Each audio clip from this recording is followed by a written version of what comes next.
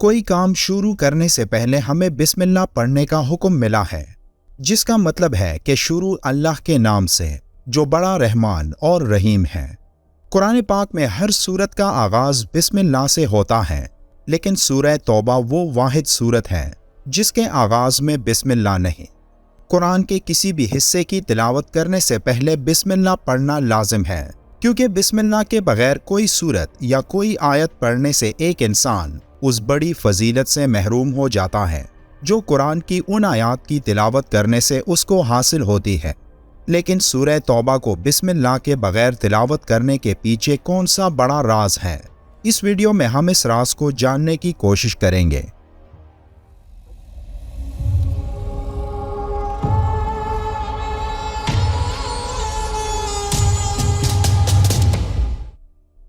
سورہ توبہ قرآن مجید کی 9ویں سورت ہے جو 129 آیات اور 16 رکوع پر مشتمل ہے۔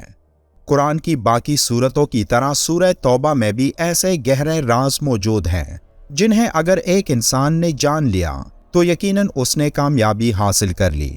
لیکن سورہ توبہ اور قرآن کی باقی تمام سورتوں میں ایک واضح فرق یہ ہے کہ اس کے آغاز میں بسم اللہ نہیں ہے۔ یہ سورت 2 ناموں سے مشہور ہے، ایک التوبہ اور دوسرا البراء۔ توبہ اس لحاظ سے کہ اس میں ایک جگہ بعض اہل ایمان کے قصوروں کی معافی کا ذکر ہے، اور برات اس لحاظ سے کہ اس کے آغاز میں مشرکین سے بری الذمہ ہونے کا اعلان ہے۔ توبہ کا مطلب گناہوں کی تاریکیوں سے خود کو روشنی کی طرف لانا ہے،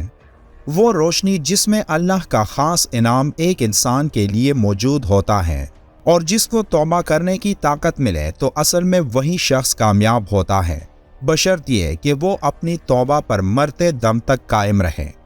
نفس کے خلاف جنگ کرنے کو اللہ کے رسول نے سب سے بڑا جہاد قرار دیا ہے، کیونکہ نفس کے خلاف کوشش دنیا میں سب سے مشکل کام ہوتا ہے،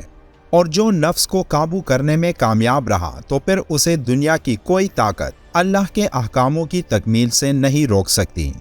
جو لوگ گناہ کے بعد ندامت محسوس کرتے ہیں اور اس گناہ کے بعد وہ اس طرح بے چین ہونے لگتے ہیں جیسے کہ یہ پوری دنیا ان پر تنگ ہو گئی ہے،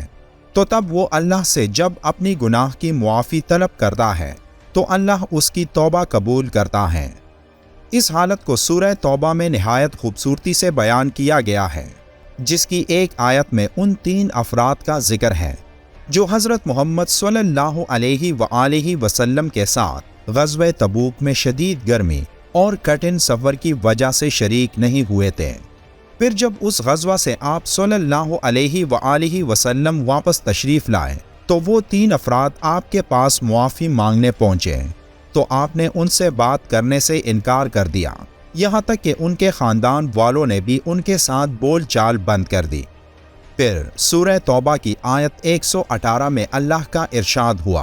اور ان تینوں پر بھی جن کا معاملہ ملتوی کیا گیا، یہاں تک کہ جب ان پر زمین باوجود کشادہ ہونے کے تنگ ہو گئی اور ان کی جانیں بھی ان پر تنگ ہو گئیں، اور انہوں نے سمجھ لیا کہ اللہ سے کوئی پناہ نہیں سو اسی کی طرف آنے کے، پھر بھی اپنی رحمت سے ان پر متوجہ ہوا تاکہ وہ توبہ کریں، بے شک اللہ توبہ قبول کرنے والا مہربان ہے۔ یہ قرآن کی واحد سورت ہے جس کے آغاز میں بسم اللہ نہیں ہے، اور اس کے بارے میں مفسرین کی کئی رائے ہیں، جن میں ایک یہ بھی ہے کہ حضور صلی اللہ علیہ وآلہ وسلم کی عادت مبارکہ یہ تھی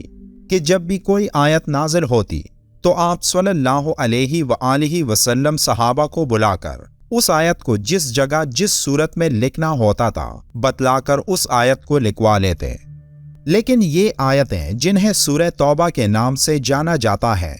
ان کے متعلق حضور صلی اللہ علیہ وآلہ وسلم نے کچھ ارشاد نہیں فرمایا کہ انہیں کس صورت میں کس جگہ پر لکھنا ہے،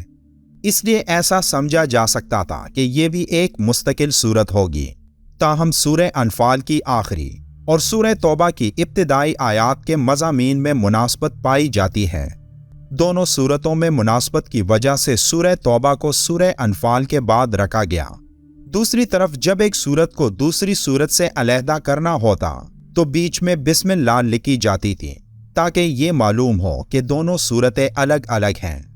لیکن سورہ توبہ کے شروع میں بسم اللہ لکھوائی نہیں گئی تاکہ پہلی والی سورت کے ساتھ اس کا تعلق ہونا سمجھ میں آئے، اور چونکہ یہ بات واضح نہیں تھی کہ سورہ توبہ الگ سورت ہے یا سورہ انفال ہی کا جز ہے، اس لیے دونوں پہلوؤں کو مد نظر رکھتے ہوئے جب حضرت عثمان رضی اللہ تعالیٰ عنہ نے قرآن کو جمع کیا تو اس سورت کے شروع میں بسم اللہ نہیں لکھی گئی اور اگلی سورت سے اس کو الگ بتایا گیا تاکہ دونوں سورتوں کو ایک ہی نہ سمجھ لیا جائے۔ اس کے علاوہ سورہ توبہ کا موضوع اللہ تعالیٰ کا عرب کے مشرکین اور یہود و نصارہ پر عذاب ہے۔ حضور نبی کریم صلی اللہ علیہ وآلہ وسلم کی قوم پر یہ عذاب آسمانی آفت کی بجائے اہل اسلام کی تلوار کے ذریعے نافذ کیا گیا، اور اس کی تفصیلی ہدایت سورہ توبہ میں دی گئی۔ اس صورت میں یہ حکم دیا گیا ہے کہ مشرکین عرب اگر حضور صلی اللہ علیہ وآلہ وسلم کی رسالت کو قبول نہ کریں تو ان کی سزا موت ہے۔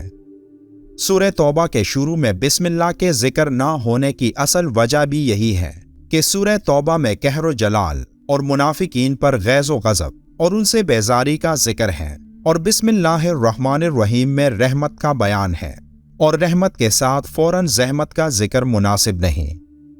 ایک روایت میں یہ بھی ہے کہ اس سورت کے شروع میں بسم اللہ نہیں لکھی گئی، تو اس کی اصل وجہ یہ ہے کہ حضرت جبرائیل علیہ السلام اس کے ساتھ بسم اللہ لے کر نازل نہیں ہوئے تھے، اور نبی کریم صلی اللہ علیہ وآلہ وسلم نے بھی بسم اللہ لکھنے سے منع فرمایا تھا۔ دوسری طرف کچھ علماء یہ مثال دیتے ہیں کہ اگر کوئی چور بازار میں آپ سے پرس چرا کر بھاگ جاتا ہے تو جب آپ اس کو پکڑیں گے تو آپ یہ نہیں کہیں گے کہ بسم اللہ الرحمن الرحیم، بلکہ آپ ڈائریکٹ چور سے کہیں گے کہ تم نے میرا پرس چرایا ہے، میں تمہیں چھوڑوں گا نہیں۔ سورہ توبہ کے ابتدا میں بسم اللہ نہیں، کیونکہ اللہ ڈائریکٹ کافروں سے مخاطب ہو کر غصے میں وہ وقت یاد دلاتا ہے جب کافروں نے جنگ بندی کا معاہدہ توڑا تھا، اور یہی وجہ ہے کہ قرآن کے سورہ توبہ میں بسم اللہ نہیں۔ علماء کرام نے سورہ توبہ کی انتہائی فضیلت بیان کی ہے۔ جو کوئی سورہ توبہ کی تلاوت کرے گا تو وہ ظالم کے ظلم سے محفوظ رہے گا، اور اس سورت کی تلاوت سے ایک انسان کے وہ کام اللہ پورا کرتا ہے جو کام بظاہر اس انسان کو ناممکن لگتے ہیں۔ اس لیے ضروری ہے کہ قرآن کی تلاوت کو اپنے روزمرہ کا معمول بنائیں اور اللہ سے اپنے گناہوں کی بخشش کی دعائیں کرتے رہیں، بے شک وہ معاف کرنے والا رحیم ذات ہے۔ ویڈیو کے آخر میں ایک بار درود شریف پڑھنا مت بھولیے گا۔ ملتے ہیں ایک اور معلوماتی ویڈیو میں، تب تک کے لیے اللہ حافظ۔